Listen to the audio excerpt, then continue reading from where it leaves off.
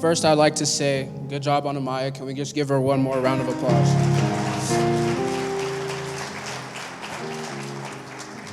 Today, we gather not only to worship and seek God's word, but also to celebrate a special moment in life from one of our own, Lianny Franco. Through my time knowing Lianny, I've noticed she has a very vibrant personality, never afraid to help others and never afraid to be herself. Although she is fairly new to RCF, she has made no hesitance to make an impact on our youth ministry. Lianny graduated from Aurora Central High School. An achievement that marks the end of one chapter and the beautiful beginning of another. This fall, she will be attending the Community College of Aurora, pursuing a degree in psychology with the goal of becoming a counselor. Lianny's favorite Bible verse is 1 Peter chapter 5, verse 10, which says, "And the good of all grace who called you to his eternal glory in Christ, after you have suffered a little while, will himself restore you and make you strong, firm and steadfast." Can we please stand as we welcome Lianny to the stage?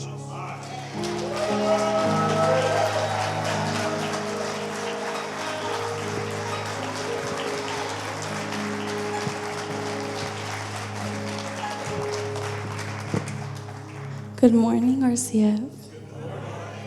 I hope y'all are feeling blessed this morning. I'm very honored to be here today to share the message that God has given me. And before I get into the message, I just want to thank everybody for being here today to support the kids and the youth. I've seen how hard they've worked for weeks, and it's just such a blessing seeing them do something for God. Amen.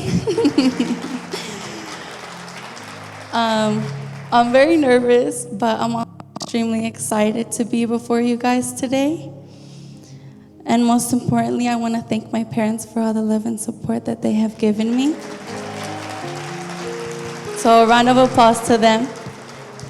If you guys didn't know, I'm actually the first graduate of my family and the first one going to college, so.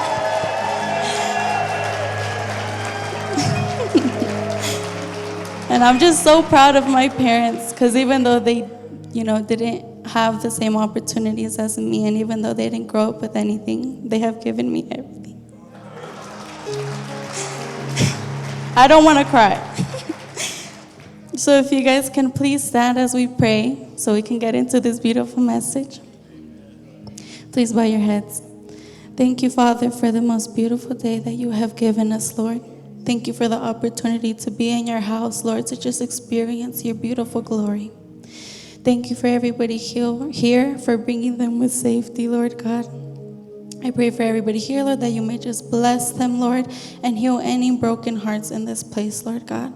I ask that the word I give to them, Lord, they may receive it, Lord, and apply it in their lives, Lord. I pray for all the kids and the youth, Lord. Bless them because you recognize how hard they've been working. I pray for Amaya as she continues her journey, Lord God, and that you just help both of us as we grow. We love you, Lord, and remind us that we are here for you and only you, Lord. We honor you and we give you all praise forever and ever. Amen. You guys may be seated. The topic I have for you all today is the heart of the church. Can I get an amen? The heart of the church.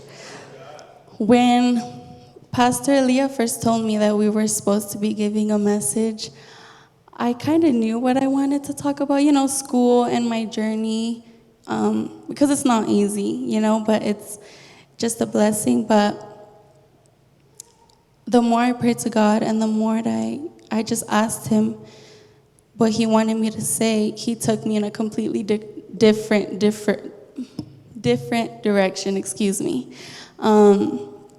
and although, yes, everything I will be speaking did help me get through school, this is a message that God wants you all to hear. Amen. So I hope you all receive it. And yeah. So I'm going to be reading Psalms 51, 10 to 12. I'm going to be reading an ESV. And I don't know if you guys want to go follow me there.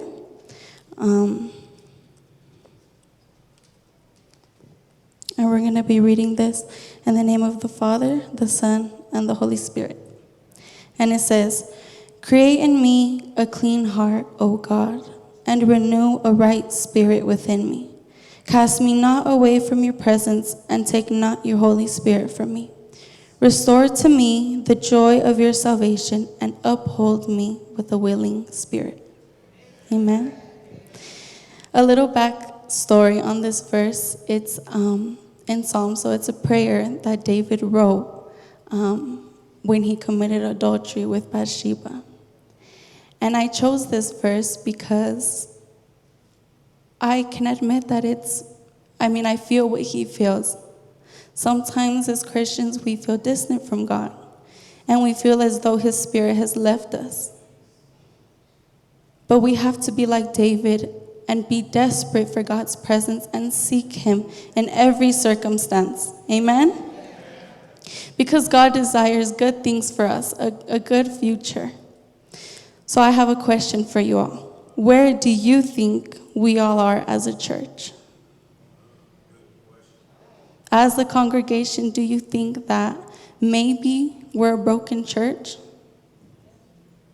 I can admit that, I know that maybe I'm not applying myself enough, and sometimes we recognize the church is broken, but out of our comfort, we're too afraid to admit it, and we're too afraid to make that change that needs to happen.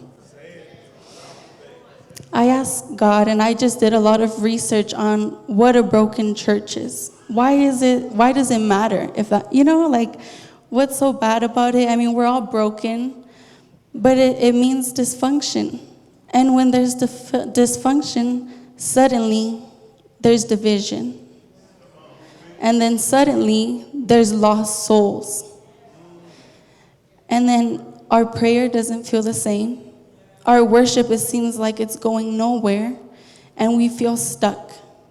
And we feel as though we're in the same place we started in. But it's time that we align with God's will. We as a church listen to what God has in store for this church. And I believe that he wants to restore in us a clean heart, right? And return that the Holy Spirit, that we may have that encounter with him again. So the church needs restoration. Say it to your neighbor, the church needs restoration. Amen. What is restoration? It's healing of the whole heart. Not just half of it, not just, I'll surrender this little piece to God. No, it's a full, entire cleanse. So that we may connect with God like we did when we first had that encounter with him. God spoke to me a lot about returning to our first love. I don't know if you guys have ever read Revelations 2:3-7. It says, you're a pretty good church. You guys got a lot of things. You guys are doing really good as a church. But if there's one thing I can say to you guys is, you guys have forgotten who your first love is. Amen?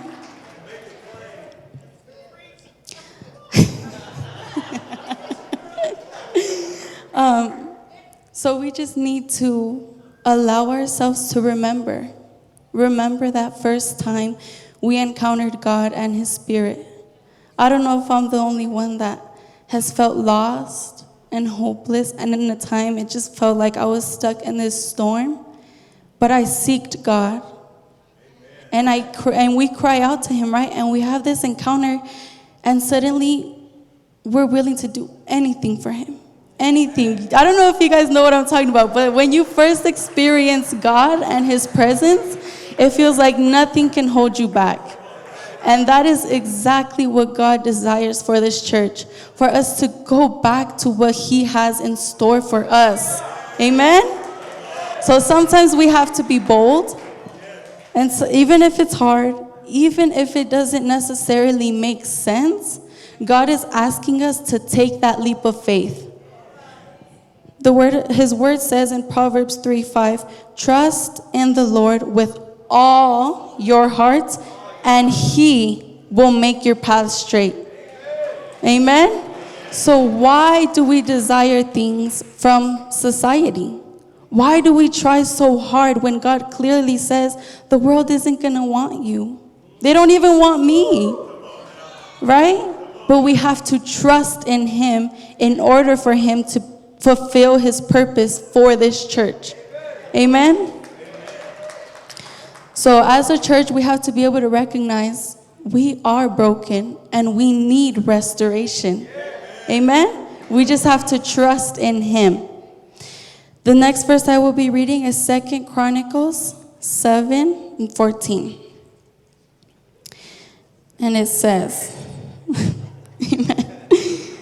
It says, if my people who are called by my name humble themselves and pray and seek my face, right? We have to seek God. Even when we feel too ashamed, even when we're too embarrassed, seek God, seek his face and turn from their wicked ways, then I will hear from heaven and will forgive their sin and heal their land, heal the church, and restore that purpose, that will he's had for this church. Amen?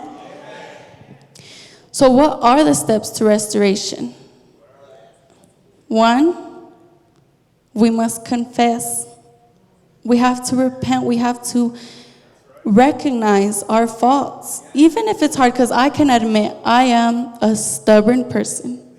I can say I'm a very stubborn person. And sometimes recognizing the things I'm doing wrong can be extremely hard, right?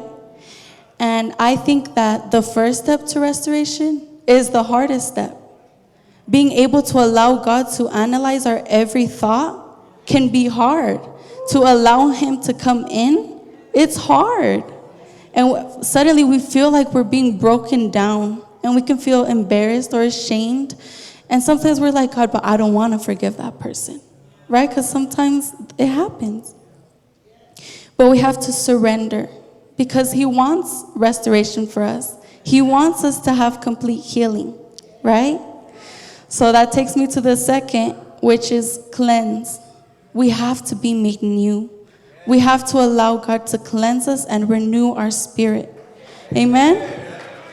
So after we've been broken down and we've been hurt and we've allowed God to just really search deep down in us, now he's building us back up. He's cleaning us. He's reminding us, hey, remember, I'm your first love. I was there when nobody else was there. Come back to me. Come back to me because I'm the only hope. Realistically, he's the only hope we have in this world because this world is broken, right? The Bible says in Isaiah 1:18, though your sins are like scarlet, though we are full of sins, right? They shall be white as snow. Amen? They shall be cleansed. And thirdly, calling. What does God need from us? Now that we've allowed him to dissect us and just really work in us, right? Now that we've surrendered everything to him, now he's like, okay, what is your calling? What does God need from you? Seek him, pray, and help build this church back up because we need it. We must be able to be a part of the church and let him use us, right? And then the last verse, and I'll close with this, a very iconic quote that my dad has said since I was little. I'll close with this, and he never closed with it. I'll just say that. He never closed. He never closed. I'd be waiting and waiting. It's okay. He's a preacher. It's going to happen. No, but I'll actually close with this. It says, sorry, let me find it.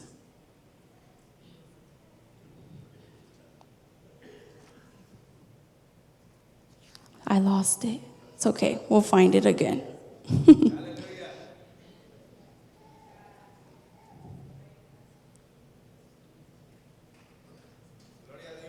Okay, Ephesians 4.